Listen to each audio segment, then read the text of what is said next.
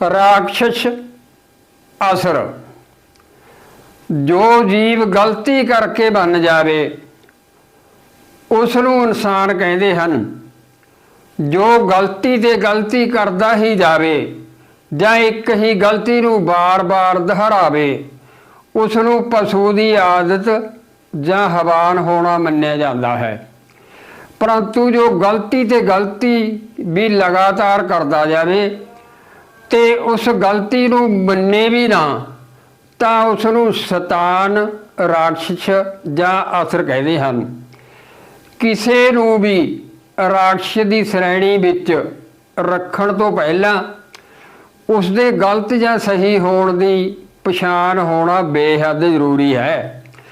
ਇਹ ਵੀ ਸੰਭਵ ਹੈ ਕਿ ਇੱਕ ਇਨਸਾਨ ਦੇ ਪੈਮਾਨੇ ਵਿੱਚ ਕੋਈ ਕਰਮ ਸਹੀ ਹੋ ਸਕਦਾ ਹੈ ਪਰੰਤੂ ਦੂਜੇ ਦੇ ਪੈਮਾਨੇ ਵਿੱਚ ਉਹੀ ਕਰਮ ਗਲਤ ਵੀ ਹੋ ਸਕਦਾ ਹੈ।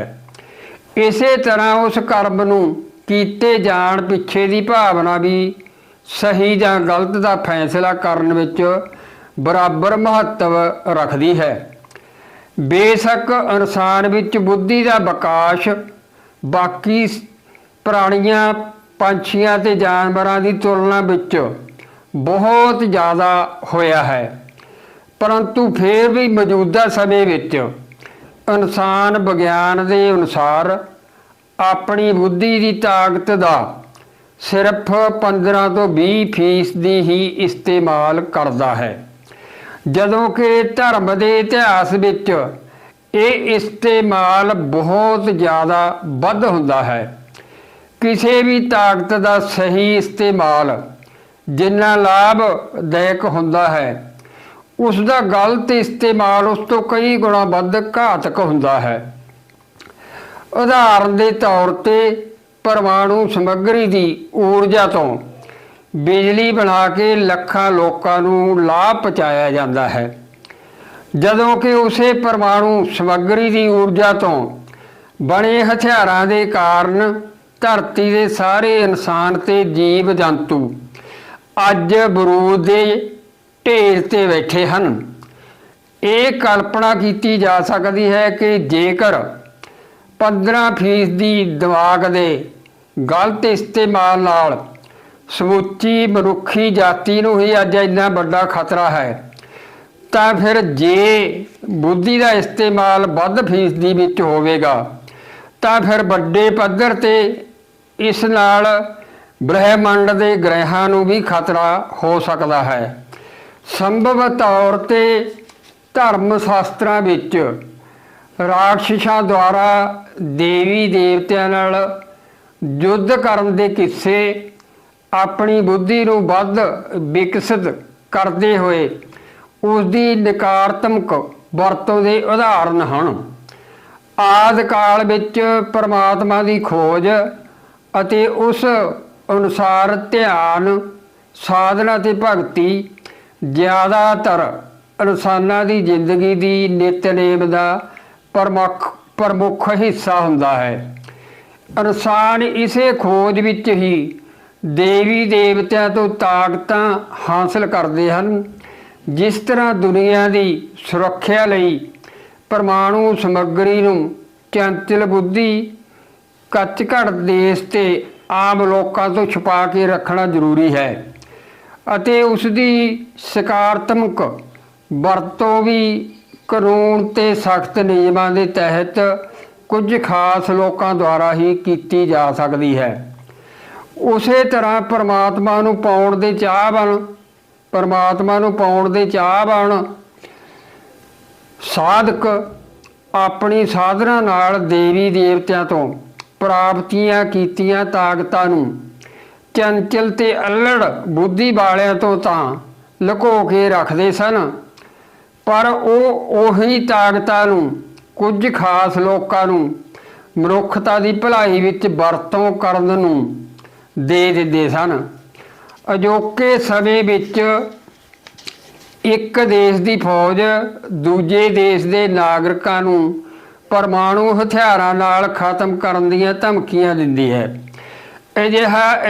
ਅਜਿਹਾ ਇਸ ਲਈ ਹੋ ਰਿਹਾ ਹੈ ਕਿਉਂਕਿ ਉਹ ਹਥਿਆਰ ਚੰਚਲ ਤੇ ਅਲੜ ਬੁੱਧੀ ਵਾਲਿਆਂ ਦੇ ਹੱਥਾਂ ਵਿੱਚ ਪਹੁੰਚ ਗਏ ਅਤੇ ਉਹ ਇਹਨਾਂ ਨੂੰ ਹਾਸਲ ਕਰਕੇ ਹੰਕਾਰੀ ਹੋ ਗਏ।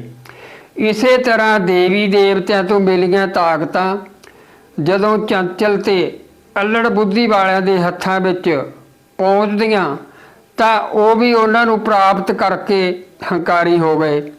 ਫਿਰ ਉਹ ਉਹਨਾਂ ਦਾ ਇਸਤੇਮਾਲ ਲੋਕਾਂ ਨੂੰ ਡਰਾਉਣ ਅਤੇ ਉਹਨਾਂ ਨੂੰ ਗੁਲਾਮ ਬਣਾਉਣ ਵਿੱਚ ਕਰਨ ਲੱਗੇ ਅਤੇ ਹੋਰ ਵੱਧ ਤਾਕਤਾਂ ਹਾਸਲ ਕਰਨ ਦੀ ਲਾਲਸਾ ਵਿੱਚ ਸ਼ਕਤੀਆਂ ਦੇ ਗਣਿਤ ਨੂੰ ਜਾਣ ਕੇ ਉਹਨਾਂ ਨੂੰ ਹਾਸਲ ਕਰਦੇ ਹੋਏ ਉਹਨਾਂ ਨਾਲ ਹਥਿਆਰ ਵਿਕਸਿਤ ਕਰਨ ਲੱਗੇ। ਜੋ ਇਨਸਾਨ ਇਹਨਾਂ ਕੰਮਾਂ ਨੂੰ ਗਲਤੀ ਨਾ ਮੰਨ ਕੇ ਲਗਾਤਾਰ ਕਰਦੇ ਹੀ ਚਲੇ ਗਏ ਤਾਂ ਉਹਨਾਂ ਨੂੰ ਸਮਾਜ ਵਿੱਚ ਰਾਖਸ਼ ਜਾਂ ਅਸਰ ਦਾ ਨਾਂ ਦਿੱਤਾ ਜਾਂਦਾ ਹੈ। ਅਜਿਹੇ ਸਮੇਂ ਵਿੱਚ ਕੋਈ ਇਨਸਾਨ ਰਾਖਸ਼ਾਂ ਦੀ ਤਾਕਤ ਦੇ ਅਧੀਨ ਹੋ ਕੇ ਪਰਮਾਤਮਾ ਦੀ ਭਗਤੀ ਕਰਨਾ ਨਾ ਛੱਡ ਦੇਵੇ। ਇਸ ਲਈ ਪਰਮਾਤਮਾ ਦੀ ਖੋਜ ਵਿੱਚ ਲੱਗੇ ਹੋਏ ਉੱਤਮ ਸਾਧਕਾਂ ਨੇ ਇਨਸਾਨ ਨੂੰ ਆਜ਼ਾਦ ਰੱਖਣ ਲਈ ਆਪਣੀ ਖੁਦ ਦੀ ਭਗਤੀ ਦੁਆਰਾ ਇਕੱਠੀਆਂ ਕੀਤੀਆਂ ਸ਼ਕਤੀਆਂ ਨਾਲ ਹਥਿਆਰ ਵਿਕਸਿਤ ਕੀਤੇ ਅਤੇ ਉਹ ਮਨੁੱਖਤਾ ਦੀ ਭਲਾਈ ਵਿੱਚ ਕੰਮ ਕਰਨ ਵਾਲਿਆਂ ਨੂੰ ਵਰਤੋਂ ਕਰਨ ਲਈ ਦੇ ਦਿੱਤੇ। ਪਰ ਰਾਖਸ਼ ਉਹਨਾਂ ਸਾਰੇ ਸਾਧਕਾਂ ਨੂੰ ਇਸ ਕਾਰਨ ਕਰਕੇ ਹੀ ਆਪਣਾ ਦੁਸ਼ਮਣ ਸਮਝਣ ਲੱਗੇ ਜੋ ਸਮਾਜ ਵਿੱਚ ਰਾਖਸ਼ਾਂ ਦੀ ਸਰਦਾਰੀ ਨੂੰ ਘੱਟ ਕਰਦੇ ਸਨ।